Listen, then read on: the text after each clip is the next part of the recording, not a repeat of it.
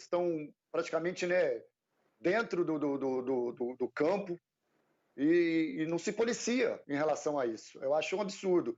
Mas voltando lá atrás, eu queria só dar um pitaquinho de quem esteve lá dentro do jogo, né, e desses ambientes tumultuados, que sempre fizeram parte do futebol. E nessa relação, eu acho que tem duas coisas, né, do racismo. Primeiro, o acusador, né, no caso o Gerson, que foi a pessoa a ser xingada, levar até as últimas consequências. Aquilo que eu disse no começo do Seleção, eu vou repetir aqui porque eu acho que é importante. Eu acho que isso não se deve passar, como você disse, vai para a esfera policial, né, judicial, mas não desistir, levar até o final, independentemente de qualquer situação. E do outro lado, do Ramírez, né, porque a gente não viu uma imagem concreta, né, do que ele tenha dito, que a gente também que não pode julgar e acusar também, ele mesmo, o atleta, buscar uma alternativa, buscar alguma situação para que ele prove que não foi dito isso. Porque senão vai ficar isso de novo, o disse-me disse. E aí não vai levar a nada, daqui a 15 dias nós vamos estar discutindo a mesma situação. Esse é meu ponto de vista das coisas que acontecem dentro do campo. Levar até o final, porque senão vai ter, daqui a 15 dias, a gente vai estar aqui discutindo a mesma situação. Embora na súmula não tenha nenhum elemento, né, Paulo, para isso, eu vou ler de novo o que está na súmula. Aos 7 minutos do segundo tempo, houve um conflito entre jogadores, senhor Gerson Santos da Silva, de número 8, da equipe do Flamengo, e do atleta da equipe do Bahia, de número 15, senhor Juan Pablo Ramírez Velasquez. Onde está usado errado, né? Esse onde aqui. O correto seria em que ou na qual o jogador do Flamengo alega ter sido chamado de negro por seu adversário mencionado. Informo que esse suposto ato não foi percebido por nenhum membro da equipe de arbitragem no campo do jogo. Então, diante dessa súmula, é difícil nesse momento o STJD, por exemplo, prestar uma denúncia. Na esfera criminal vai ter uma investigação. O Gerson presta hoje, apoiado pelo Flamengo, uma queixa-crime. E a delegada vai agora apurar a investigação, vai apurar a denúncia feita pelo Gerson em queixa-crime. Aguardemos sobre como isso vai caminhar. E repito, isso teve reflexo no jogo. Porque o Mano tirou o Ramírez, ficou ruim para o Ramírez no jogo ali. O Ramírez tinha que sair, tirou o Ramírez, o Bahia caiu e o Gerson se inflamou. E, em vez de murchar, o Gerson ficou ainda mais incendiado no jogo, botou a bola embaixo do braço, vou ganhar isso daqui, e ganhou o jogo para o Flamengo. Né? Então esse também teve um reflexo esportivo. É impressionante. Teve. E, viu, Paulinho, porque é impressionante o comportamento do Gerson, a capacidade intelectual que ele tem de conviver com uma situação, né, ridícula dessa. Só queria acrescentar mais um ponto em relação ao Paulinho, ao que falou o Paulo Nunes. Eu acho que nós precisamos de uma legislação na esfera esportiva do Brasil mais rigorosa e mais imediata, que os fatos sejam apurados mais rapidamente. A gente não pode ficar esperando.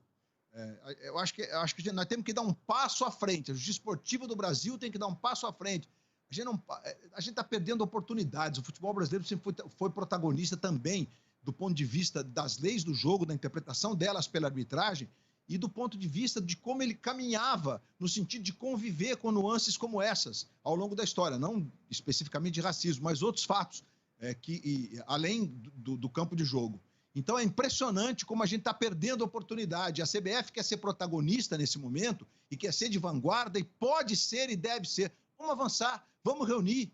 Faz um grande encontro com os jogadores brasileiros. Os jogadores negros certamente não vão compactuar com companheiros de equipe que pratiquem atos de racismo.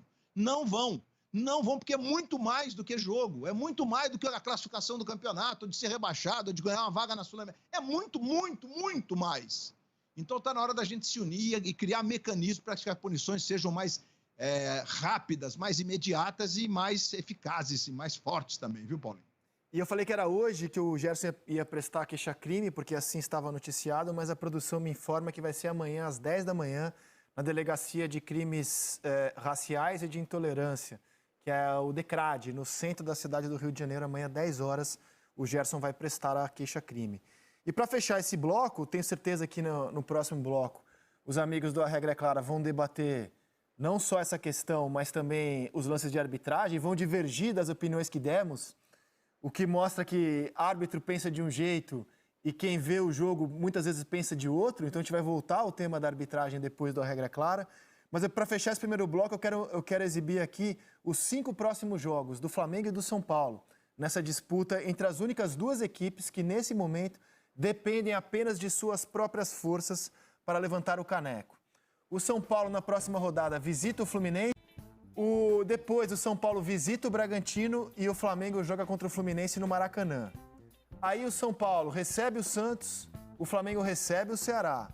Na 30ª rodada, o Flamengo visita o Atlético Paranaense, o São Paulo visita o Atlético Paranaense e o Flamengo visita o Goiás. E na 31ª, o São Paulo recebe o Internacional e o Flamengo recebe o Palmeiras.